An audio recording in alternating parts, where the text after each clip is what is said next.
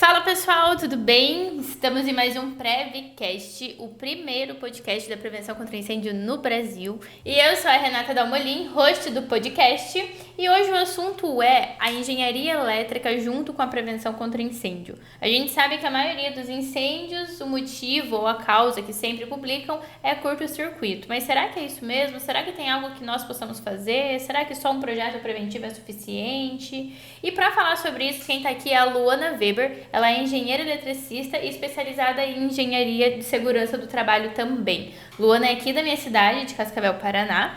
Luana, seja bem-vinda. Muito obrigada, Renata, e é exatamente isso, né? A gente precisa entender se a elétrica está ligada diretamente a esses acidentes que acontecem, você trabalha na prevenção e trazendo algumas conscientizações da elétrica. Então, um prazer estar aqui, muito obrigada pelo convite. O prazer é todo meu. Luana, se eu digitar no Google e pesquisar os últimos 10 incêndios que tiveram, a gente sabe que 60% no mínimo vai estar lá que a causa foi curto-circuito. É realmente isso? Ou isso pode ser uma resposta ampla, assim? Tudo que acontece, vamos falar que é um curto-circuito. Ou realmente Legal. a gente tem esse problema? Tá, então eu vou deixar uma dica aí para o pessoal que está acompanhando o podcast já digitar no Google Abracopel. A Abracopel é uma associação brasileira que traz alguns índices de acidentes com eletricidade. E sim, Renato, você tem razão, quando a gente fala em incêndios, né, mais de 60% é diretamente ligada à instalação elétrica. No último anuário, né, que nós tivemos aí da Abracopel, constatou-se ainda que os incêndios, eles são decorrentes também de obras pequenas. Então as pessoas às vezes pensam, não, mas incêndio com parte elétrica vai ser só em indústria, só em obras grandes, e muitas vezes ao contrário, né? Empresas menores, pequenas reformas também acabam trazendo esses problemas. E aí, com relação aos problemas assim diversos que a elétrica traz, está ligado desde o mau dimensionamento, desde a falta de um projeto, falta de manutenção, né? Então são vários fatores que no final trazem esse risco aí de sobrecarga, de aquecimento, que pode levar a um incêndio dentro da elétrica. Quando que uma edificação precisa de projeto elétrico? Todas precisam, né? E aí é um desafio para nós, porque culturalmente falando, muitos acreditam que outros profissionais da área, não só o especialista na área de elétrica, que também tem atribuição para fazer, né, o elétrico, ele acaba fazendo o projeto que a gente fala que é um projeto só para executar, só para dizer que teve, mas nem sempre ele está dimensionado corretamente, e é aí que tem o risco, né? Então, o que a gente sempre fala? Gente, a importância de não só o profissional ter uma atribuição na área, mas ele ter know-how de atuação nessa área. E quando você pergunta que tipo de empreendimento precisa, desde uma residência, né, um projeto residencial na parte elétrica, é necessário pensar dimensionamento de iluminação, de tomadas, e aí eu abro, né, o leque para a parte de restaurantes, para a parte de comércios em geral, área hospitalar. Então, todos esses tipos de empreendimento precisam de um projeto elétrico. E aí o projeto elétrico, dependendo do tipo do empreendimento, ele vai muito além de dizer onde vai ficar um ponto de tomada e de iluminação, né? Ele vai dimensionar os circuitos de uma forma que traga equilíbrio nas cargas, né? Que a gente trabalha com fases de energia e isso tem que estar equilibrado.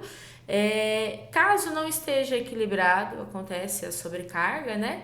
O que pode trazer a incêndios. Então, desde pequenos empreendimentos, Renata, né? Eu tenho uma edificação de 100 metros quadrados, será que eu preciso? Sim, precisa.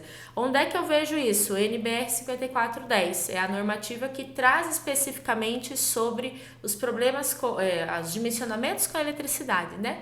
E aí você tem lá parâmetros para serem utilizados numa residência, num restaurante, numa área hospitalar, num prédio e numa indústria, né? Que é situações maiores, que a gente fala de 60 mil metros quadrados. Então, todos os empreendimentos precisam de um projeto elétrico. Esse projeto elétrico, ele passa por aprovação na Copel ou é um projeto elétrico que precisa ser feito, elaborado por um especialista na área? Aí que tá a pergunta bem bacana que você fez, né? Talvez é justamente por isso, pela questão da aprovação na Copel ou na concessionária, que muitos acreditam que alguns empreendimentos não precisam do projeto elétrico, né?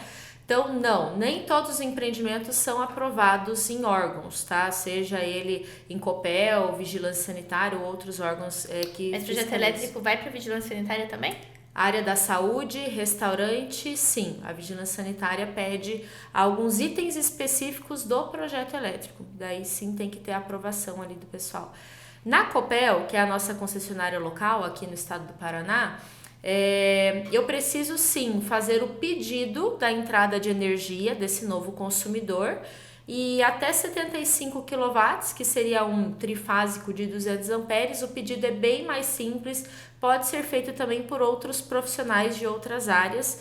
E acima disso, aí não, aí eu preciso que seja um especialista em eletrotécnica, em elétrica, para fazer a documentação, né, que envolve não só o projeto, como memorial de cálculo, descritivo, para fazer a aprovação desse projeto que é maior dentro da concessionária ali de energia, tá? Então, ambos os casos, de alguma forma, eu tenho que entrar em contato para ter a luz naquele ambiente. E se for obras maiores, precisa ser especificamente um engenheiro eletricista para conseguir essa aprovação aí da Copel. Então a gente tem que a recomendação é que todas as obras tenham projeto elétrico. No entanto, não existe nenhuma norma ou lei ou, enfim, órgão público que cobre que isso aconteça. Eu simplesmente posso, Renata, entrar lá e pedir para ligar a luz de algum empreendimento que seja menor, sem ter um responsável técnico por isso. Parcialmente, então vamos por partes, né? Uma coisa é quando eu falo em entrada de energia e outra coisa é quando eu falo da instalação elétrica interna desse empreendimento.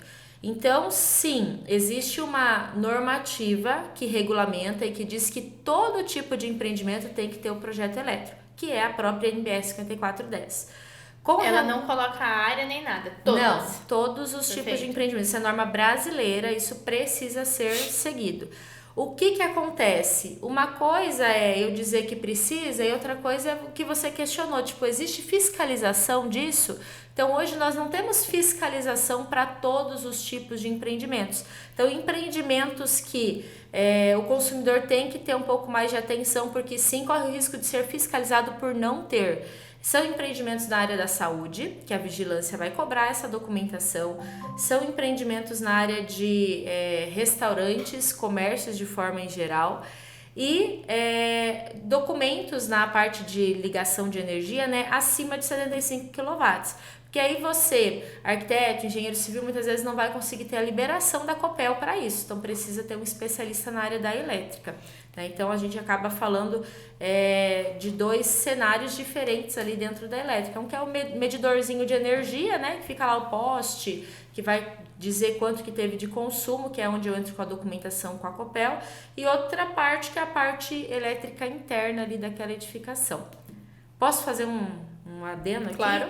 O que eu sempre falo para os clientes, né, e até para o pessoal que pede essa questão, mas eu preciso, não preciso, o que eu quero economizar no final, que entra, enfim, uma série de situações. Acredito que a maioria dos imóveis, seja uma residência, um comércio ou uma indústria, o consumidor vai ter uma apólice de seguro daquele imóvel. E aí também que entra essa atenção com relação ao projeto elétrico. Porque muitas vezes a própria pólice do seguro vai pedir que a sua instalação elétrica esteja regular para que você consiga ter a cobertura caso aconteça algum sinistro. E as pessoas não se atentam a isso, né? E eu já tive casos que a seguradora negou, enfim, o atendimento do cliente porque a instalação dele estava de forma irregular. E tinha a cláusula dizendo que era obrigação do consumidor, né, do contratante, deixar a instalação dele regular. Então, esses são alguns detalhes que a gente tem que se atentar, desde a hora do projeto até depois que a edificação já está pronta, enfim, para não ter problemas. Essa pergunta, ela vem de encontro aqui com essa resposta vem de encontro com as 3 perguntas que eu tenho aqui. Vamos pensar primeiro nesse cenário que você falou. Uma edificação que já está pronta, a própria apólice do seguro. Beleza. Vou considerar o escritório aqui, a sala que a gente tá. Aluguei o escritório do hotel, fiz a apólice do seguro. Entrei aqui, tem tomada, tá tudo pronto. O que eu deveria fazer ou eu não devo fazer nada? Perfeito. o que a gente recomenda? Você deveria contratar um especialista na área da elétrica para fazer uma inspeção disso aqui. Você não vai fazer um projeto de uma coisa existente, né? Então, o empreendimento é menor, não é uma coisa que vai ter fiscalização pedindo documentação, mas na parte de instalação. Então, vamos criar um cenário no sentido, se acontece algum dano elétrico em algum equipamento seu e é diagnosticado que foi problema da parte elétrica. Você vai falar, poxa, não, mas eu tenho seguro, vou acionar minha pólice. E aí, o que a seguradora vai fazer? Vai mandar um perito aqui para identificar o que aconteceu. Se realmente foi porque teve uma descarga elétrica ou por uma pane, né, de forma geral, mas a sua instalação está em conformidade, ótimo, você tem a liberação da sua pólice. Agora, vamos pensar, se a gente abre uma tomada e a gente vê que não tem o cabeamento de aterramento, provavelmente a seguradora já vai te questionar e ela pode colocar isso, né, como forma para negar também a tua pólice. Fala, não, mas queimou o componente porque ela não tinha aterramento. E ter aterramento é obrigatório, quem deve se atentar à instalação se está em conformidade ou não é o cliente final, o consumidor, quem está naquele espaço. Né? Então, no teu caso, eu teria, né, essa recomendação. Caso a Renata me ligasse, Lu, ó, tô alugando um espaço e tal, vou fazer um seguro lá. O que você recomenda que eu faça? Falo, contrata um especialista, dá uma olhada, né, antes de você entrar, se tá tudo certo na instalação elétrica. Se não tiver, aciona a construtora, pede para regularizar ou, enfim, né, negocia aí da melhor forma. E aí tudo bem, aí você sabe que tá tudo certo com a minha instalação, se acontecer alguma coisa eu tenho a pólice, vai dar tudo certo, né? Então a gente precisa ter essa consciência também, que a instalação elétrica, manter ela em conformidade é o cliente que deve ter esse sentido, né, de manter em segurança. Curto-circuito é a sobrecarga em uma tomada e é uma pergunta, e isso vem por um mau dimensionamento do projeto ou do uso? Tá, eu não podia falar isso aqui, né? Mas a Renata falou assim, preste atenção nas perguntas antes de responder. Então tá, curto-circuito, eu vou dar uma de professor agora, teoria da eletricidade. Por que existe a eletricidade? Ela existe porque acontece o deslocamento de elétrons, e elétrons é o que faz com que aconteça, aí esse deslocamento faz com que aconteça o curto-circuito. De que sentido? A eletricidade é extremamente preguiçosa. Então, dentro de um sistema elétrico, né, de todo o cabeamento e os componentes que existem, ela sempre vai procurar o caminho mais curto para navegar por ali, né? Então, esses elétrons, eles têm essa característica. E acontece um curto-circuito quando eu tenho algo nesse sistema que está fazendo o meu caminho ser mais curto. Não necessariamente é a sobrecarga. Existe uma certa diferença aí.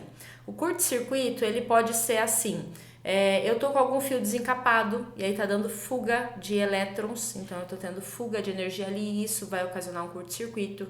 Eu tô com conexões oxidadas ou mal conectadas que vai ocasionar fuga de energia, porque a minha eletricidade é preguiçosa, então ela vai escapar pelo caminho mais curto pro aterramento, né? Eu tô com uma carcaça metálica de um fogão ou de alguma coisa encostando na fiação e também tá dando essa descarga. Então, isso caracteriza o curto-circuito. E aí, o curto-circuito, ele pode provocar vários problemas na instalação, né? Ele pode provocar aquecimento, o que pode levar à questão do incêndios, e ele pode ocasionar também risco à vida, que é o choque elétrico que a gente fala. Deu um curto-circuito ali, deu um choque elétrico. Além de queima de equipamentos, enfim, uma série de coisas. Então, isso é o curto-circuito. O curto-circuito é quando eu tenho alguma brecha na minha instalação que está dando fuga de energia, que está dando essa probabilidade do elétron se deslocar num caminho diferente do que ele foi dimensionado, né? E aí acontece esses fatores que eu citei. A sobrecarga... Peraí, porque curto-circuito é maior do que a gente imaginou. Curto-circuitou o cérebro das pessoas que estão assistindo a gente agora. Vamos por partes. Então, o curto-circuito, ele é o elétron fugindo e eu posso ter o choque ou o aquecimento que pode gerar um incêndio. Isso. É isso. E a queima de equipamentos, enfim. Perfeito, tá. Por que eu teria um curto-circuito? O curto-circuito é algo que eu conseguiria resolver se eu fizesse uma inspeção e visse isso? Sim. Muitas vezes o curto-circuito ele acontece quando a gente começa a fazer reformas ou instalar coisas de uma forma não muito certa, né? Então, ou o profissional não tem tanta habilidade para fazer aquela instalação elétrica e acabou não utilizando os componentes que deveriam, e aí ele acaba deixando o fio mal encapado, ele acaba não utilizando conexões corretas e acontece essa fuga que vai dando curto-circuito, ou eu tô plugando equipamentos elétricos também que podem provocar esse tipo de curto, né? Então tem essa série de fatores que pode estar acontecendo. A manutenção, a expensão, ela muito provavelmente enxerga isso. Então, quando nós somos contratados para fazer uma inspeção numa edificação, a gente consegue identificar, aqui no disjuntor, por exemplo, eu tenho mais de um cabeamento conectado, então está de forma errada, não foi utilizado o conector correto, foi instalado um equipamento aqui, um fogão industrial e acabou danificando o cabo. Só que tem vários fatores. Existem situações, por exemplo, no agronegócio, que eu posso ter curto-circuito até porque roedores invadiram a instalação e roeram os fios, entende? Então são situações adversas, nem tudo a gente enxerga. Tem coisa que realmente vai ter que subir num forro, vai ter que abrir ali, né, a valeta da onde que está esse cabeamento para poder identificar o que está acontecendo esse curto e resolver. De maneira geral, a gente pode falar que o curto-circuito ele pode ser prevenido com a manutenção e a inspeção? Sim, com certeza. Perfeito. Agora, quando a gente fala então da sobrecarga, ela não tem nada a ver com curto-circuito? Não. A sobrecarga, a Rê que trabalha mais com a parte de fluxo de hidrante, né, que trabalha com água, sempre vai entender melhor essa analogia. Quando você precisa dimensionar, por exemplo, uma tubulação hidráulica para atender um prédio, tem tamanhos diferentes dessa tubulação. Tem tubos mais finos, tubos mais grossos. A parte elétrica, a mesma coisa. E a sobrecarga, o que é? Quando eu não dimensiono o meu cabeamento com a bitola correta, que seria ele ser mais fino ou mais grosso, e acaba dando uma sobrecarga elétrica naquele circuito, né? Que é o caminho ali que a gente projetou.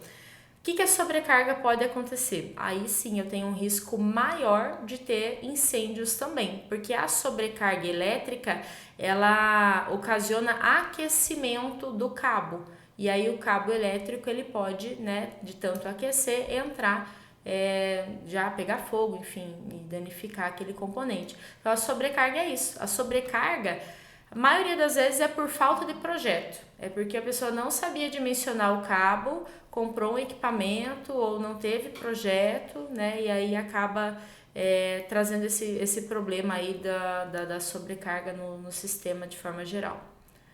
Então, o curto-circuito eu consigo resolver se eu tiver inspeção, manutenção, e a sobrecarga fazendo um projeto antes ou numa edificação existente eu Consegue posso... também. Consigo também? Como? Da mesma forma que no curto-circuito, pela inspeção a gente verifica no sentido, olha, vou pegar um exemplo bem simples, tá? Vamos pegar, sei lá, ar-condicionado. Você tem 3 ar-condicionados e tá ligado numa mesma fiação. Então, calculando isso, tá com sobrecarga. O que eu faço? Divido, vou dimensionar de forma correta, vou pedir para o cliente, né, fazer a instalação ali de mais cabeamento para a alimentação correta e não ter esse risco da sobrecarga na parte elétrica. Então, isso é uma sobrecarga. Como o cliente consegue identificar isso a olho nu? Tanto o curto-circuito quanto a sobrecarga.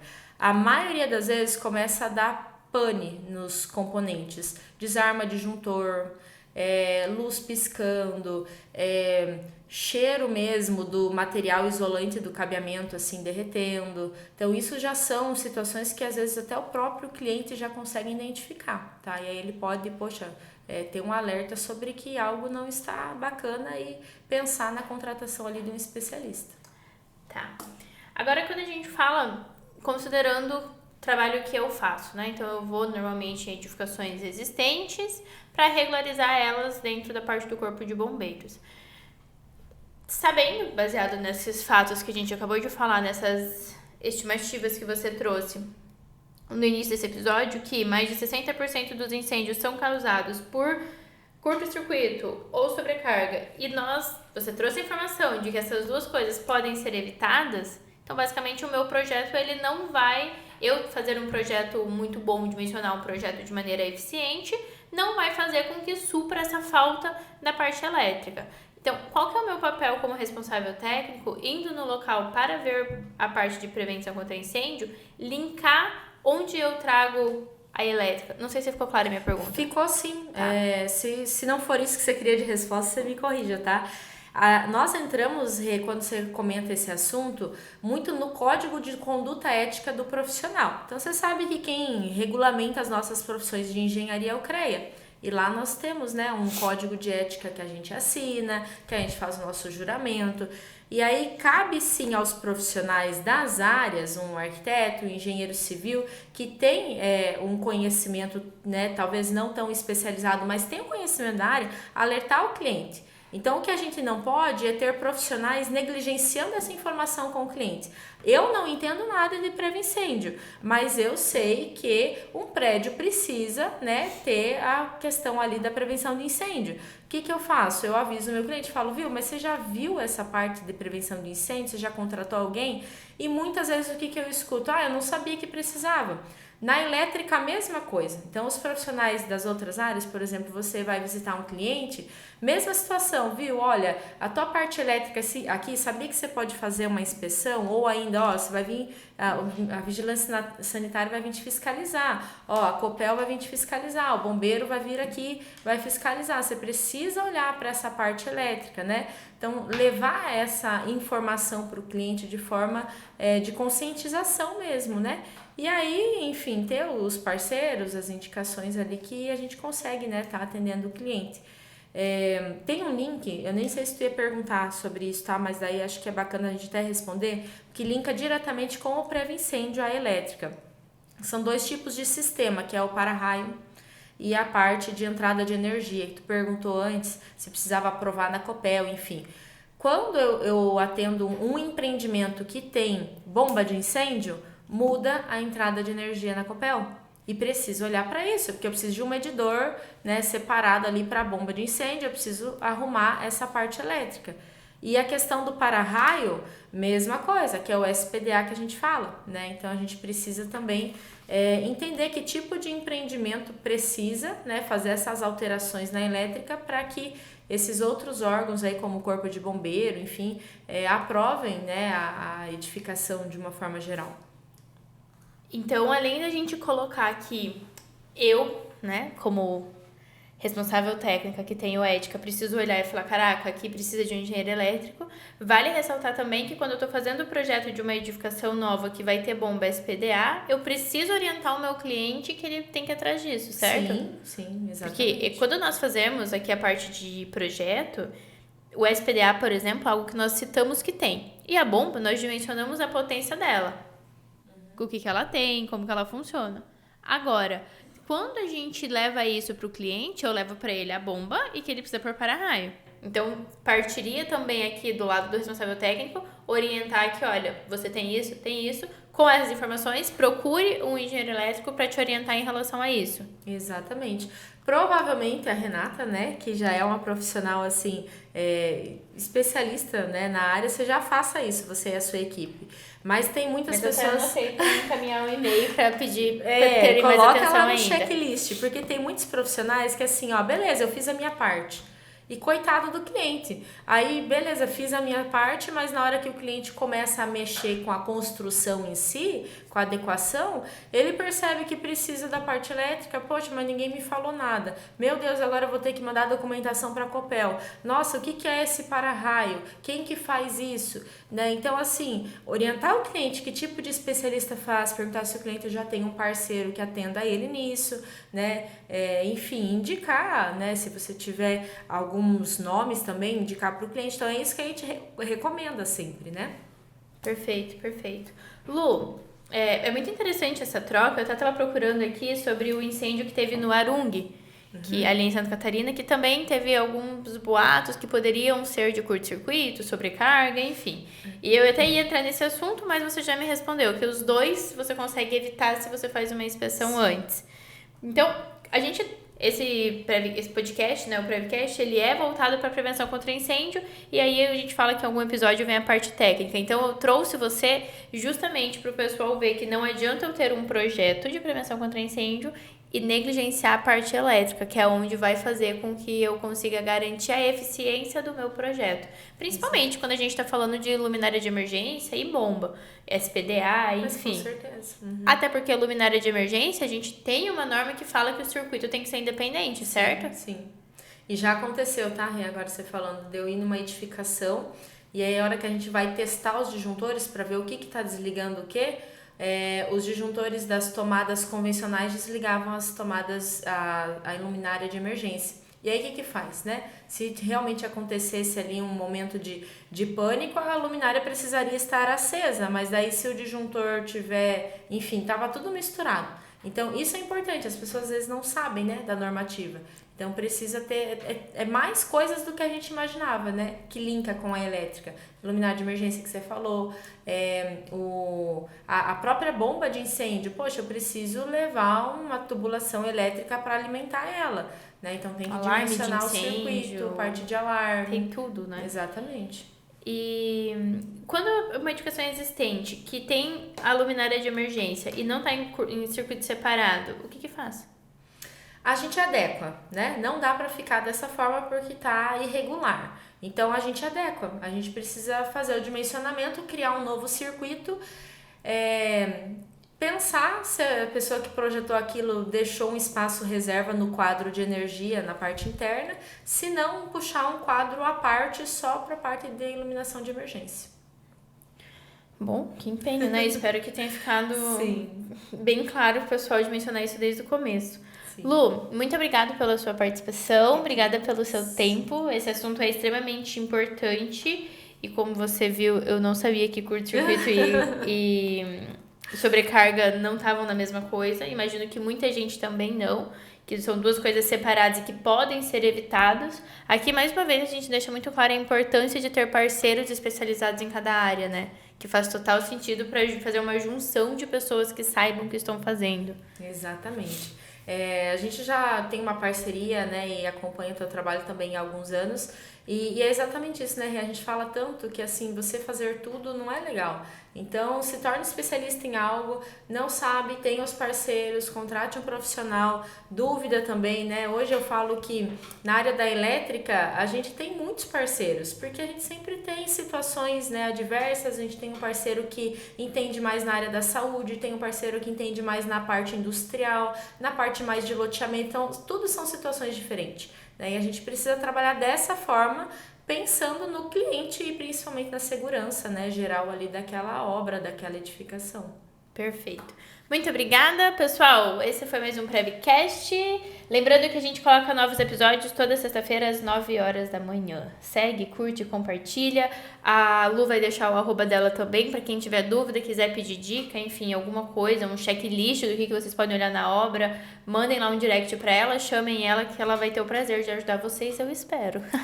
Sim. Muito obrigada, eu que agradeço.